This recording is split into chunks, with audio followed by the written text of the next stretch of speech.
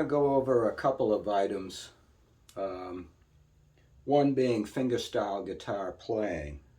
And there's one piece that I really, it's almost any time I ever try a different guitar, I always usually pick up this one particular passage that I really love. It's in the key of A.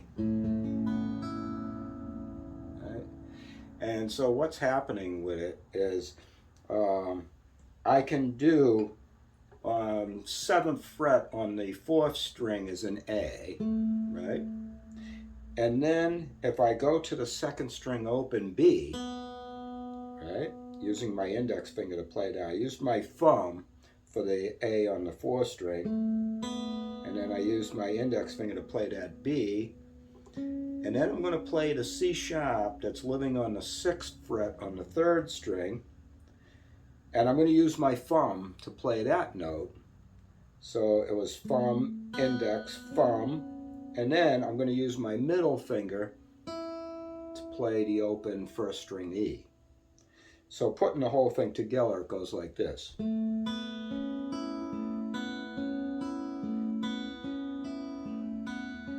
It's almost a universal type of fingerstyle pattern of this thumb, index, thumb, middle, thumb, index, thumb, middle. It's really a nice little idea, especially when you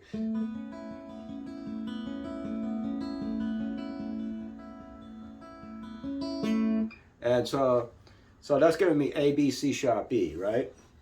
Now what I like to do is a descending, I take the A down to G sharp, and then I'll take it down to G natural. So that gives me this.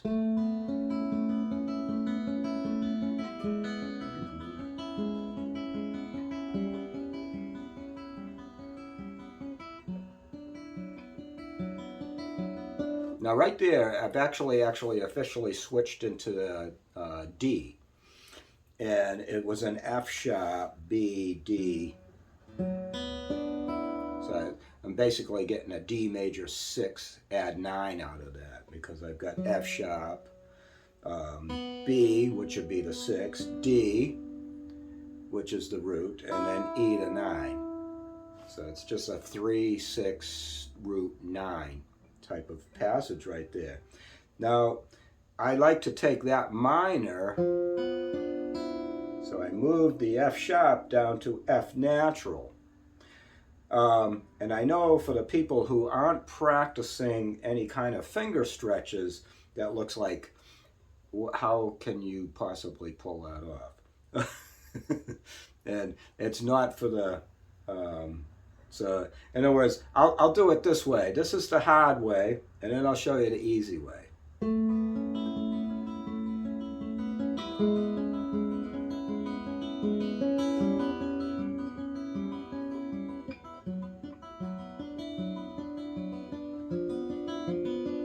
Let's make it a little bit harder.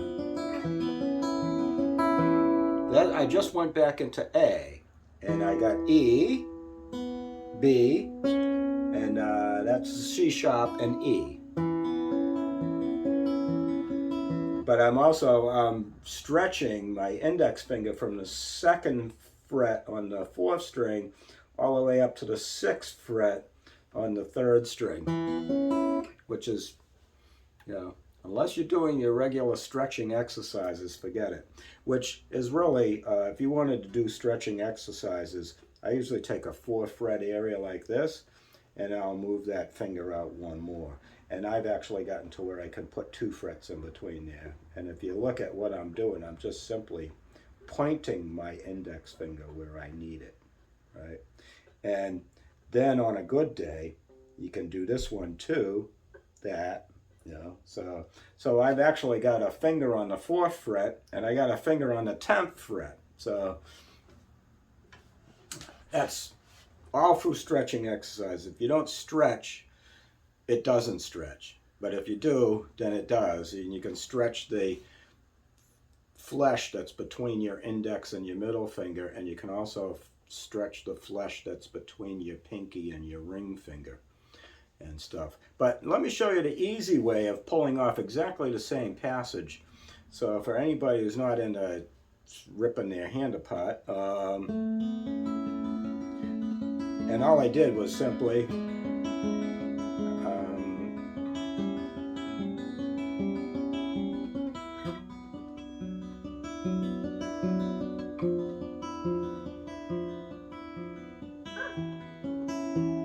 so what happened there was I just transposed all the stuff up. There was no sense of me doing F sharp and D this way when I could throw the F sharp instead of it being down here.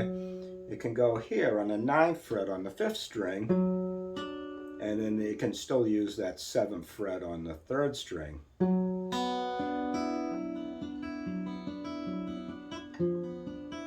I'm actually getting pretty easy. I'm just using the F natural 8th fret on the 5th string and still maintaining that root there on the 7th fret on the 3rd string. So,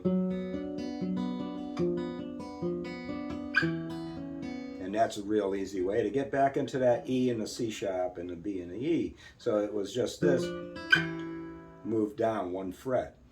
So that's the easy way of doing this whole thing. I'll do it up a little more up to speed.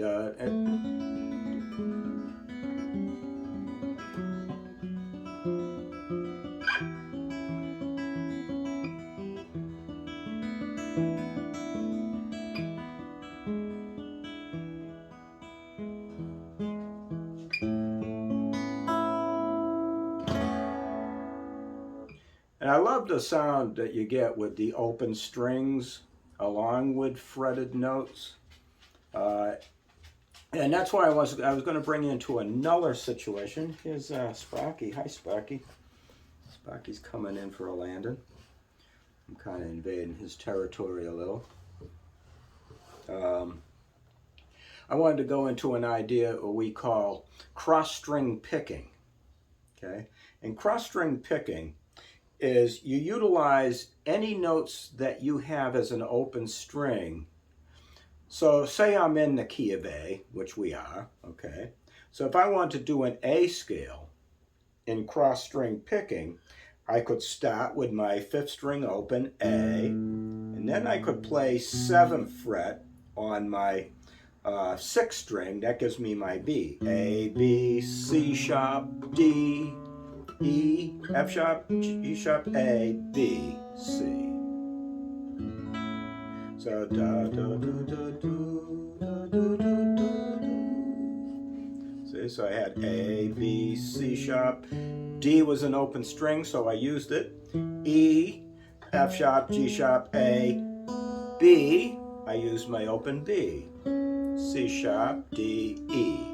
You know, so if I want to continue on, I would.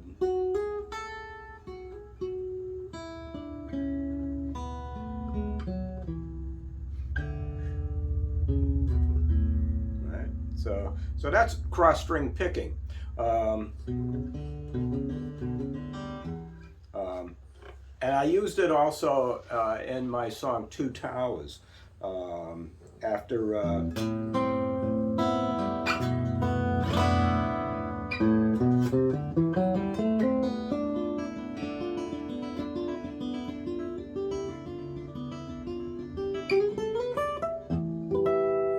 So that little passage there, I actually did an A minor scale in that type of way. I did A, B, C, D, E, F sharp, G, A, B, C, D, E, F.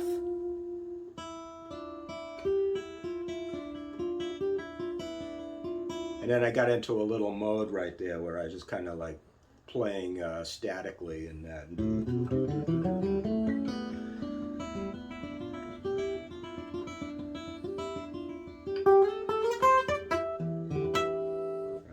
So, but that's cross-string picking, and it's all just utilizing open strings whenever they're available if you have that particular note name in the scale passage you're using.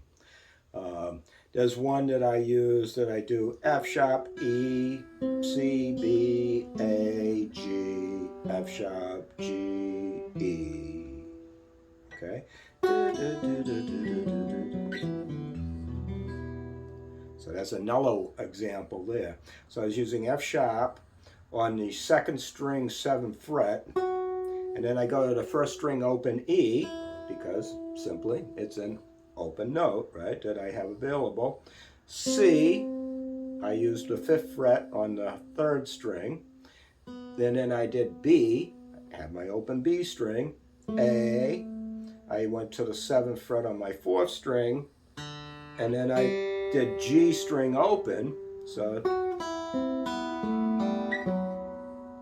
and then here I had F sharp, I could go back to the G, you know.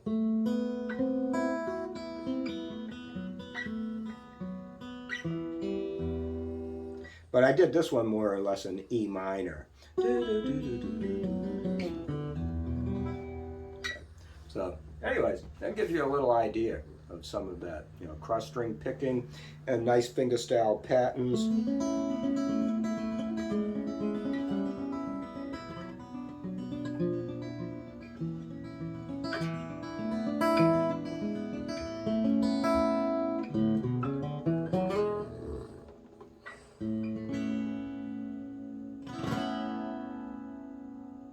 And there was a little snore came out of Sparky, so I guess we soothed the savage beast. Okay, well, enjoy and thank you for listening. And what did I say?